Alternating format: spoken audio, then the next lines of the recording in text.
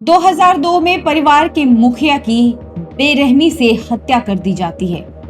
सरेआम गोलियों से उसे भून दिया जाता है और ठीक उसके 3 साल बाद यानी 2005 में उनकी पत्नी की भी हत्या कर दी जाती है और हत्या भी ऐसी कि उनके परिवार को उनकी डेड बॉडी तक नहीं मिली।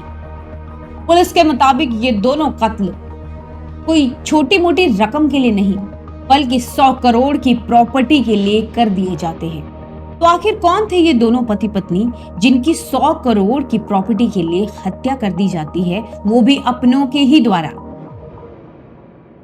तो नमस्कार दोस्तों, स्वागत है आप सभी का। आज हम बात करेंगे लुधियाना के बहुचर्चित high profile murder case Reema Jain murder case के बारे में। दोस्तों, साल 2002 की बात है। अनिल जैन का परिवार लुधियाना के एक पॉश इलाके में रहता था। इनका नाम नामी इंडस्ट्रियलों में से एक था। पैसा, शोहरत, दौलत सब थी।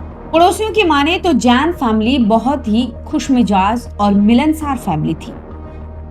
अनिल जैन जो एक बहुत बड़े इंडस्ट्रीज थे, वहीं दूसरी ओर जो रीमा जैन उनकी पत्नी थी, वो एक सोशल वर्कर थी। 2002 की बात है। सुनील जैन ऑफिस से घर के लिए निकले लेकिन घर नहीं पहुंचे। जब काफी देर हो गई तो उनकी पत्नी रीमा जैन ने ऑफिस में उन्हें फोन किया, लेकिन वहां से पता लगा कि वो घर के लिए निकल चुके हैं। उनकी पत्नी ने इस पर ज्यादा गौर इसलिए नहीं किया क्योंकि वो एक बहुत बड़े बिजनेसमैन थे और उनका उठना बैठना कई लोगों के साथ में था। तो उनकी पत्नी और परिवार वालों ने ये सोचा कि शायद वो किसी बिजनेस मीटिंग में किसी के साथ होंगे और उनका फोन ऑफ हो गया हो। लेकिन जब देर रात तक भी सुनील घर नहीं पहुंचे तो उन्हें चिंता सताने लगी।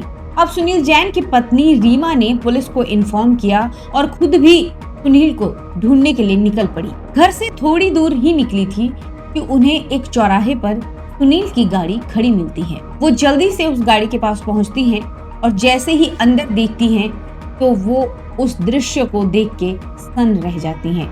उसके अंदर सुनील जैन थे, लेकिन गोलियों से छलनी कर रखा था उन्हें। पुलिस आती है, शव को पोस्टमार्टम करने के लिए ले जाती है और सारे घर वालों के बयान लेने शुरू कर देती है। रीमा जैन से लेके उनके परिवार और जो भी उनके बिजनेस पार्टनर्स थे, सभी से पूछताछ शुरू हो जाती है। लेकिन पुलिस को कहीं से भी कोई क्लू नहीं मिल रहा था। वहीं दूसरी ओर रीमा जैन के ऊपर दुखों का पहाड़ टूट पड़ता है क्योंकि उनके बच्चे छोटे थे और इतना बड़ा बिजनेस एम्पायर अब वो कैसे संभालती।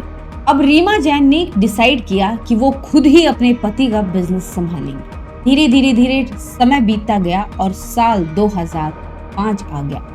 अब रीमा जैन ने पूरी तरह से सुनील जैन यानी अपने पति का बिजनेस ओवरटेक कर लिया था और धीरे धीरे उनकी जो जिंदगी की जो गाड़ी थी वो पटरी पर लौटने लगी थी। रीमा जैन का एक रूटीन था दोस्तों। वो रोज सुबह क्लब जाती थी क्योंकि वो फिटनेस फ्रीक थी। वो कहती थी कि अगर उन्हें परिवार को संभालना है तो अपने शरीर को फिट रखना बहुत जरूरी है। वो स्विमिंग के लिए जाती थी, जिमिंग के लिए जाती थी और 9 बजे तक अपने घर वापस लौट आती थी और उसके बाद में अपना बिजनेस संभालती थी, अपने ऑफिस के लिए निकलती थी। 29 जुलाई साल 2005 का वो दिन, उस दिन भी रीमा और दिनों की तरह सुबह अपने घर से सतलुज क्लब के लिए निकली। रीमा निकली तो थी लेकिन वापस लौट कर नहीं आई।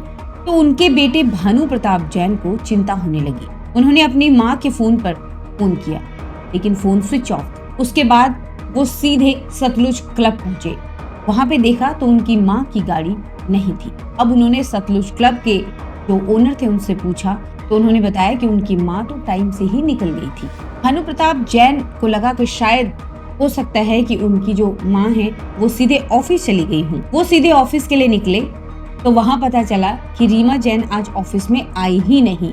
उनकी फोन पर किसी से बात ही नहीं हुई है, ना ही कोई अपडेट है, ना किसी के साथ में कोई कॉल्स है और ना ही कोई मैसेजेस। अब भानु प्रताप की टेंशन बढ़ने लगी। उन्हें अपने पिता के साथ हुआ हादसा दोहराने लगा। उन्होंने पुलिस को कॉल किया और पुलिस ने 24 घंटे के बाद गुमशुदगी की रिपोर्ट दर्ज करवा दी। वहीं भानु प्रताप अपनी फैमिली के साथ लगातार अपनी मां को ढूंढने में लगे हुए थे। उनके फ्रेंड्स, उनके बिजनेस रिलेटिव जितने भी लोग थे, सब जगह फोन कॉल्स जा रहे थे। वो खुद पता कर रहे थे लेकिन कहीं से भी कोई सुराग उन्हें नहीं मिल रहा था। अब जैसे ही अगले दिन ये मामला मीडिया में आता है तो ये एक बहुत बड़ी सुर्खी बन जाता है, क्योंकि ठीक 2 साल पहले उनके पति की हत्या हो जाती है और अब 2 साल बाद रहस्यमयी तरीके से रीमा का गायब होना हर किसी को अखर रहा था। पंजाब पुलिस के ऊपर बहुत ज्यादा प्रेशर था, क्योंकि पहले ही जो सुनील जैन जो मर्डर केस था उसमें उनके हाथ बिल्कुल खाली थे और एक तरफ मीडिया का दबाव था और दूसरी तरफ परिवार का दबाव। ऐसे में अब पुलिस ने पंजाब के साथ लगते सभी राज्यों में अलर्ट जारी कर दिया। रीमा जैन की गाड़ी का नंबर और उनकी फोटो को सर्कुलेट कर दिया। तभी दिल्ली पुलिस के जवान जिसकी ड्यूटी एयरपोर्ट पर थी, उसकी नजर पार्किंग पे खड़ी एक गाड़ी पर जाती है। वो गौर से उस गाड़ी को देखता है तो वो देखता है कि ये सेम वही नंबर है जो हमारे ग्रुप में, पुलिस वाले ग्रुप में जो सर्कुलेट हुआ है। वो तुरंत अपने सीनियर अधिकारी को बताता है। अधिकारी पहुंचते हैं और पंजाब पुलिस को इन्फॉर्म किया जाता है। पंजाब पुलिस पहुंचती है तो पाती है कि वो रीमा जैन की ही गाड़ी थी। पुलिस गाड़ी को खोलती है तो उसमें एक सिर्फ स्विम सूट ही मिलता है जो रीमा जैन का ही था। अब पुलिस को लगता है कि शायद रीमा जैन अपनी गाड़ी को इधर एयरपोर्ट के बाहर खड़ी करके शायद वो विदेश गई हो। वो उनके घर वालों को कॉल करके सूचित करती है, भानु प्रताप को, रीमा जैन के बेटे को, कि आपकी जो मम्मी की गाड़ी है वो एयरपोर्ट के बाहर हमें खड़ी मिली है। भानु प्रताप को शॉक लगता है, क्योंकि उसकी जो मदर थी वो कोई भी काम करती थी अपने बच्चों को बता कर करती थी। वो जरूर भानु जैन को बताती थी, भले ही अभी उनकी उम्र छोटी थी, लेकिन वो हर एक चीज अपने बेटे के साथ शेयर करती थी। तो उसे एक झटका सा लगा कि आखिर मम्मी विदेश गई, लेकिन मुझे इस बारे में इन्फॉर्म क्यों नहीं किया, या ऐसी क्या इमरजेंसी थी। भानु प्रताप तुरंत अपनी माँ के कमरे में जाते हैं और खोजबीन शुरू करते हैं तो देखते हैं कि उनकी माँ का पासपोर्ट तो उनके कमरे में ही है। वो तुरंत पुलिस को इसकी सूचना देते हैं। अब पुलिस के सामने एक बात साफ हो चुकी थी कि रीमा जैन का शायद अपहरण हुआ है, क्योंकि जिसका इतना बड़ा बिजनेस एम्पायर हो, उसके छोटे मोटे राइवल्स होने तो कोई बड़ी बात नहीं। कई सारे कॉम्पिटिटर्स होते हैं और कई सारे राइवल्स भी आपके होते हैं। तो अब पुलिस जो रीमा जैन के जो राइवल्स थे और जो कॉम्पिटिटर्स थे बेसिकली, उनसे पूछताछ करती है, लेकिन किसी से भी पुलिस के हाथ में कोई ठोस सबूत नहीं लग रहा था।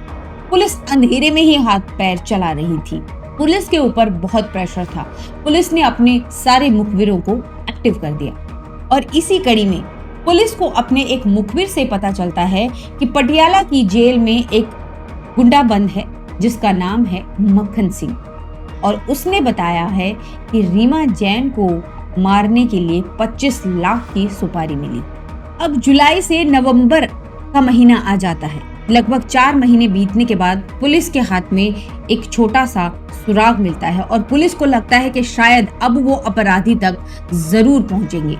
नवंबर का महीना था और जो मक्खन सिंह नाम का जो कैदी था, जो जेल में बंद था पटियाला की, वो जमानत पर रिहा हो जाता है। लेकिन जैसे ही वो जमानत पर रिहा होता है, उसके अगले ही दिन गोलियों से भूनकर उसकी हत्या कर दी जाती है। अब पुलिस पहले से ज्यादा चौकन्नी हो जाती है। पुलिस को अब ये पता लग जाता है कि जो भी ये अपराधी है उसको पता लग चुका है कि पुलिस को पता लग गया था कि मक्खन सिंह ने ये बात रिवील कर दी है कि रीमा सिंह को मारने के लिए 25 लाख की सुपारी मिली है और किसी भी तरह पुलिस अब उस तक पहुंच सकती है। अब पुलिस ने दोबारा से घर वालों से पूछताछ शुरू कर दी और इसी पूछताछ के सिलसिले में उन्होंने दोबारा से रीमा जैन और सुनील जैन के बेटे भानु प्रताप को पूछताछ के लिए बुलाया। अब भानु प्रताप ने पुलिस से कहा कि उसे अपने ताऊजी पर पूरा शक है कि हो सकता है उसकी मां की हत्या के पीछे उनके ताऊजी का ही हाथ हो, क्योंकि अक्सर वो मेरी मां से लड़ाई करते थे। छोटी छोटी चीजों के लिए उनसे लड़ाई होती थी और बात प्रॉपर्टी तक भी बढ़ गई थी। भानु प्रताप कहता है कि जब उनके पिता की हत्या हुई थी तो उस समय सारे परिवार के लोगों ने ये डिसाइड किया था कि जो सुनील जैन का जो बिजनेस है उसको थोड़ा सब में बांट देते हैं, लेकिन रीमा ने सख्त मना कर दिया था। उन्होंने कहा कि ये मेरे पति की मेहनत की हुई, तब रीमा ने डिसाइड किया था कि वो खुद अपने पति का बिजनेस संभालेगी। और ये बात अनिल जैन को बिल्कुल भी नागवार गुजर रही थी। वो बार बार इस मामले में रीमा जैन से लड़ने लगा था। अब पुलिस चुपचाप गुपचुप तरीके से जो मृतक सुनील जैन का जो भाई था अनिल जैन उर्फ माइकी जैन, उस पर नजर बनाने लगी थी, उसके कॉल रिकॉर्ड खंगालने लगी। तो उन्हें पता चलता है कि जो अनिल जैन जो है वो कई क्रिमिनल के संपर्क में है, जिसमें जसबीर सिंह, कुलदीप सिंह और तरसेम सिंह नाम के जो क्रिमिनल थे, इनसे जो अनिल जैन था उसका संपर्क था और इनका संपर्क था मक्खन सिंह से। तो पुलिस अब इस कड़ी को इस तरह से जोड़ के देखती है और अनिल जैन को पूछताछ के लिए उठा लेती है, लेकिन इससे पहले पुलिस इन तीनों को गिरफ्तार कर लेती। अब पुलिस सख्ती से जब पूछताछ करती है तो जो जसबीर सिंह था वो टूट जाता है और उसने अपना मुंह खोल दिया था। अब वो जो कहानी पुलिस को बताता है वो कुछ इस तरीके की थी कि ये तय हुआ था कि रीमा जैन का अपहरण किया जाएगा। जैसे ही रीमा जैन 29 जुलाई को अपने क्लब के लिए निकलती हैं तो उन्हें लगता है कि ये ही एक सटीक मौका है, क्योंकि इसके बाद तो उनके साथ में कोई न कोई होता था। इस वक्त वो अकेली ही होती थी। जैसे ही वो क्लब से बाहर निकली, उन्होंने उन्हीं की गाड़ी में, यानी रीमा जैन की ही गाड़ी में, इन तीनों ने उन्हें अगवा कर लिया और अपहरण करके सीधे वो ले गए लुधियाना में ही अनिल जैन की फैक्ट्री के पास। जी हाँ दोस्तों, अनिल जैन का टेक्सटाइल का बिजनेस था, उसकी बहुत बड़ी कपड़े की फैक्ट्री थी और वहीं पे रीमा जैन को लेकर जाया जाता। अब पुलिस उधर अनिल जैन को गिरफ्तार करती है और अनिल जैन उर्फ माइकी से पूछताछ करती है। उसे पता चल जाता है कि जसबीर सिंह ने अपना मुंह खोल दिया है। तो वो पुलिस को बताता है कि जैसे ही वो रीमा जैन को लेकर मेरी फैक्ट्री में पहुंचे तो मैंने सबसे पहले उन्होंने रीमा से कुछ जो डॉक्यूमेंट्स थे पर्सनल प्रोफेशनल, उन पे कुछ सिग्नेचर करवाए और सिग्नेचर करवाने के बाद उन्होंने रीमा जैन को टॉर्चर किया। उन्होंने रीमा जैन को इंसुलिन के 1 नहीं 2 नहीं बल्कि 3 इंजेक्शन दे दिए, इससे उसकी मौत हो गई। अब उन्होंने सोचा कि बॉडी को कहाँ दफनाया जाए, अगर ऐसे ही फेंक देंगे तो पुलिस जल्दी ही शिनाख्त कर लेगी और उनकी धरपकड़ शुरू कर देगी। तो ये सोचा गया कि जो फैक्ट्री के अंदर ही जो सेप्टिक टैंक है उसमें बॉडी को डाल दिया जाए और उसमें उन्होंने रीमा जैन की बॉडी को डाल दिया। अनिल जैन पुलिस को लेके जाता है अपनी फैक्ट्री में और पुलिस जब सेप्टिक टैंक को खोलती है, देखती है तो वहां पे उन्हें कुछ हड्डियां और स्कल्प ही मिलता है, क्योंकि मांस तो पूरी तरह सड़ गल चुका था, बिल्कुल भी कुछ नहीं था। तो डीएनए जब टेस्ट किया गया ये पता चला कि ये डेड बॉडी रीमा जैन की ही है। अब पुलिस ने रीमा जैन की गुत्थी को सुलझा दिया था। आपको पता है दोस्तों, ये केस पूरा 7 साल चला था। 2005 से 2012 आ चुका था और 2012 में सेशन कोर्ट ने इस मामले में इन चारों को दोषी करार देते हुए उम्र कैद की सजा सुनाई। तो आज की कहानी में इतना ही दोस्तों। अगर आपको हमारी ये कहानी अच्छी लगी हो तो वीडियो को लाइक करें। अगर आपने अभी तक चैनल को सब्सक्राइब नहीं किया है तो चैनल को सब्सक्राइब करें, वीडियो को शेयर करें और अगर कोई सुझाव देना चाहते हैं तो हमें कमेंट जरूर करें। धन्यवाद दोस्तों।